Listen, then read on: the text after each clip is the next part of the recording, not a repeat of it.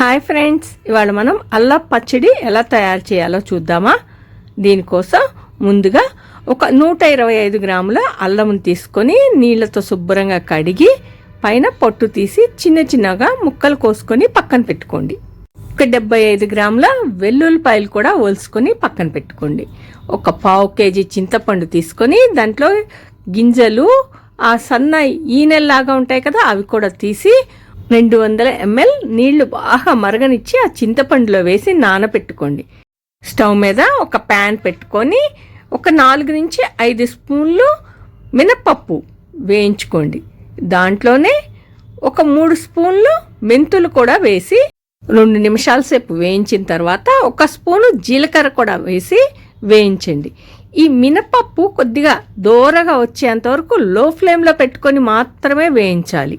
ఇలా మినపప్పు రంగు మారుతున్నప్పుడు స్టవ్ ఆఫ్ చేసి వేరే గిన్నెలోకి తీసుకొని అదే మూకుడులో ఒక స్పూను నూనె వేసుకొని మనం తరిగి పెట్టుకున్న అల్లం ముక్కలు కూడా వేసి ఒక 5 నిమిషాల సేపు లో ఫ్లేమ్లో వేయించండి. అలా వేగుతున్నప్పుడు మన అల్లము మన సొంటి ఉంటుంది కదా, ఆ సొంటి వాసన వస్తూ ఉంటుంది. అప్పుడు స్టవ్ ఆఫ్ చేసి చల్లారనివ్వండి. మిక్సీ జార్ తీసుకొని ఒక 150 గ్రాములు పంచదారని పొడి కొట్టుకొని పక్కన పెట్టుకోండి. మనం బెల్లంతో పాటు పంచదార కూడా వాడుతున్నాము. సగం బెల్లం సగం పంచదార. ఆ పౌడర్ని ఒక బౌల్లోకి మార్చుకొని ఇప్పుడు మనం వేయించి పెట్టుకున్న మినపప్పు, మెంతులు, జీలకర్ర కూడా పొడి కొట్టుకొని పంచదారలోనే వేసుకోండి. ఇప్పుడు మిక్సీ జార్లో మనం వేయించి పెట్టుకున్న అల్లము, మనం ఒలిసి పెట్టుకున్న వెల్లుల్లిపాయలు, దాంతోపాటు దొడ్డుప్పు అంటే లావు ఉప్పు ఉంటుంది కదా, కళ్ళుప్పు, అది కూడా వేసుకొని గ్రైండ్ చేసుకుంటే ఈ అల్లం వెల్లుల్లి పేస్ట్ చాలా మెత్తగా అవుతుందండి. అల్లం వెల్లుల్లి పేస్ట్ తయారు చేసి పెట్టుకునేటప్పుడు కూడా ఇలా ఉప్పు వేసుకొని పెట్టుకుంటే మీకు నిలవ కూడా ఉంటుంది.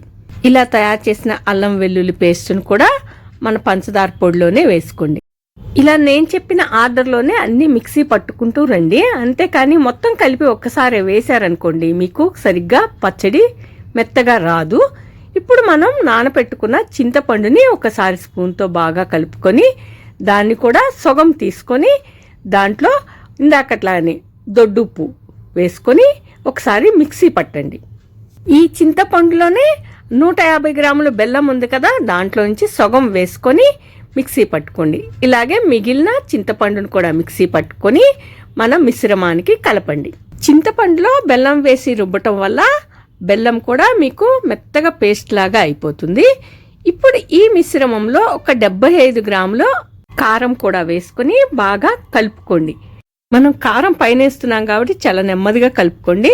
కాకపోతే మొత్తం మిశ్రమం మొత్తం బాగా కలిసేలా కలుపుకొని దీంట్లో పోపు కోసం ఒక 100 గ్రాముల నూనె వేసుకొని దాంట్లో 2 స్పూన్లు ఆవాలు, 1 స్పూను మినపప్పు, శనగపప్పు, 1 స్పూను జీలకర్ర వేసి అందులోనే 2 ఎండుమిరపకాయలు, 2 రెబ్బల కరివేపాకు, ఒక 5 నుంచి 8 వెల్లుల్లి రెబ్బలు కూడా వేసి బాగా వేయించుకోండి.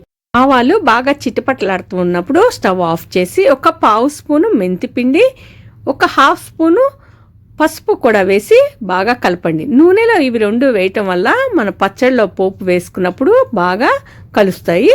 పోపు చల్లగా అయిన తర్వాత అల్లం పచ్చడికి దాన్ని కలుపుకోండి. సంవత్సరం పాటు నిలవ ఉండే అల్లం పచ్చడి తయారైపోయింది. ఈ వీడియో కనుక మీకు నచ్చినట్టయితే లైక్ చేయండి, సబ్స్క్రైబ్ చేయండి.